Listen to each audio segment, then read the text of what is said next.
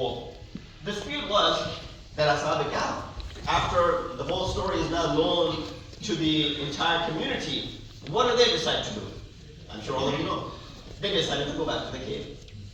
When they went back to the cave, they said, "Oh Allah, we were better off the way we were before. Even though there isn't any tyrant ruler out there anymore, but it's still fear of our faith. So bring us back to the way we were before."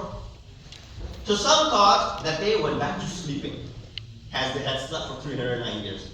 And then some thought, no, they're now dead. They're no longer alive. This is permanent. They're not waking up from this anymore. They are dead. So there was a dispute over that. Second group. Now, for some reason, those who said raise a wall so that they will be blocked from entrance, they were considered to be the righteous people. Now they changed. قَالُوا الَّذِينَ غَلَبُوا عَلَى أَمْرِهِمْ. The people, those who prevailed in this matter, meaning what? Their word was counted. The previous word was rejected. Their word was counted. Those who said, لَنَتَّخِذَنَّ عَلَيْهِمْ مَسْجِدًا. Those who said, let's build a masjid on top of it. Their word prevailed. How do they paint this? They were the Roman rulers and the priests of the Christian church who did not let the religious Christian have their way. This is because the middle of the 5th century, the common people, especially the Orthodox amongst the Christian, had become fully involved in shirk and the worship of the saints and the tombs. They used to visit tombs of the saints to worship them and to keep the statues of Hazrat Isa and Bibi Maryam and apostles in their churches. In fact, these were the people who were upholders of shirk and who decided to build mausoleums, should be built over the cave and the sleepers to be made a place of worship. Now somehow they derived that the second group, which wanted to build a masjid on top, were mushrikeen. Where amongst the Christians they were known as mushrikeen. These are the ones who brought shirk into Christianity. These are the people who used to keep the statues of Hazrat Isa and Hazrat Maryam sallallahu alayhi. They are the ones who used to keep the statues of other Anbiya as well. They are the ones who used to build the statues of the saints. And they are the ones who introduced, idol worshipping or shirk by any other way possible into the madhab of Christianity. This Sunni Mufassir goes on to say, it is irony that some people among the Muslims have misconstrued this verse of the Quran so as to make it lawful for them to build mausoleums and the shrines and monuments and mosques over the tombs of the righteous people and personalities. See how he's trying to draw it into our direction? That well, Shias allow shrines to be built. They allow that the Aima al-Thar, their maqbara should be place where people can visit and go for the ziyarat at ease. The Quran has in fact pointed out the deviation of the workers of iniquity who prevailed upon others and built a place of worship over the cave of the sleepers, who were indeed a sign of resurrection and of the life after death, but they abused this good opportunity and produced another means of practicing shirk. Look at the way this ayat is explained. Now, of course, anyone reading this does not want to go further beyond any study. This is a tafsir. I'm going to take the word of this mufassir as is. And today, if I see any similar practice happening, I'll put these two together. And so when it was wrong then, it is wrong today. Now, let me just explain quickly as I'm running out of my time. The word mosque, I'm sure you paid attention to this. The word masjid that the ayat narrates. Surah Kahf 21. لَنَتَّخِذَنَّ عَلَيْهِمْ مَسْجِدًا. Second group said what? Let's build a masjid on top of it. I already mentioned the concept of masjid in the sense that you and I use masjid is not there because there's no Islam at that time. Islam is the one which introduced the place of sajda, masjid. But as a common general place which Quran wants to narrate and talk about of those people where they would prostrate is also referred to as masjid. The term mosque is a monotheistic and a divine term. And in Quran it is mentioned in a place prepared for the remembrance of Allah subhanahu wa ta'ala only, not for anything else. And for His prostration only, not for anything. And that is the reason our fuqaha also mention they do not give permission to doing sajda in front of the shrines of Ma'asumin. They said this is not allowed, this is not permissible. Someone does it out of their own, for example, ta'zeem, but if you are muqallid, fuqaha say is not permissible. Why? This might lead someone to believe that you are doing sajda to ghayre for that which is not permissible, whether it's madhab Shia or whether it's madhab tasannun. So the verses such as Surah Jinn, ayat number 18, which says, and the mosques are for Allah. That, masajid lillahi, that masajid are only for the sake of Allah subhanahu wa ta'ala. The word masjid is used in Surah Jinn, ayat number 18 as well. And discuss verses that we just mentioned right now that make a masjid on top of it. To the divine nature of this term is being alluded in this ayat as well. Masjid is being used in that divine way which the masjid's purpose is. Hence the term for other places of worship in Quran, Allah does not say masjid. When Allah talks about the place of worship for non-Muslims, Allah does not use the word masjid. There are ma'abad, there are a place of worship that they use the word ma'abad is used, for example. Or other words are used in Quran, but the word masjid is never used for those of other religions that use the place for their ibadah. For example, the word ma'abad gives you the polytheistic terminology or connotation. Quran says, for example, مَا نَعْبُدُهُمْ إِلَّا لِيُقَرِّبُنَا إِلَى اللَّهِ زُلْفَى.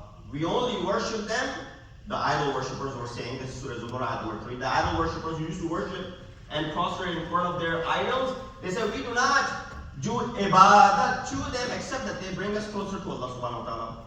So the word ibadah is used where they used to do it, in their ma'bad, in their temple. Quran does not call places of idol worship mosques, but rather it has placed mosque opposite to even synagogues, monasteries, and churches. Synagogues, monasteries, and churches where muwahideen, right, Christians and Jews, they are worshipping. Even those places are mentioned in muqabil, in front of masjid. Allah subhanahu wa ta'ala does not even call a church a masjid. Allah does not even call synagogue a masjid. Allah does not even call a monastery a masjid. Why would Allah subhanahu wa ta'ala call a place where people are worshipping idols to be masjid? This is not what Quran does. Quran sets the standard for you. In fact, this ayat which I recited for you, Surah Hajj, ayat number 40 says, had not Allah repulsed the people from one another, ruin would have befallen the monasteries, the churches, the synagogues, and the mosques. The word mosque did not have to be used here, but Allah uses the word mosque over here to differentiate between synagogues and churches and mosques. This ayat number 18 from Surah Jinn, all prove the fact that the word masjid is not used for any place other than where only Allah is worshipped. وَيُذْكَرُ اللَّهُ عَزَّ وَجَلَّ فِيهِ, where Allah subhanahu wa ta'ala,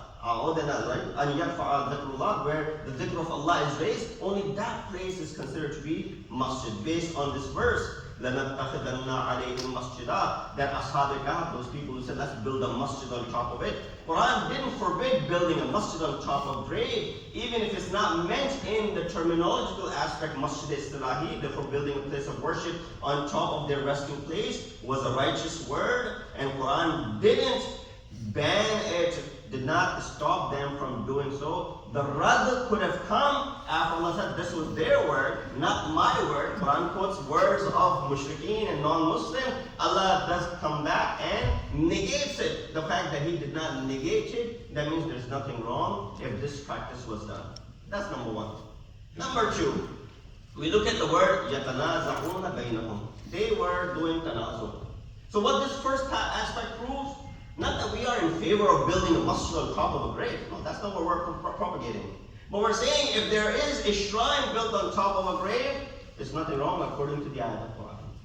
These people of Ashab al-Kahf, they said, let's build a place of ibadat where we will worship only Allah subhanahu wa ta'ala. But because of this saint who's buried over here, Allah subhanahu wa ta'ala did not stop them from doing so. Could have easily rejected this concept in Quran. Quran has many ayat. Allah could have rejected it at any place else, as He has rejected many such ideas which are polytheistic in Quran, but did not reject it. The fact that He didn't reject it means it is permissible for one to have a masjid. Is it the best thing? Maybe not.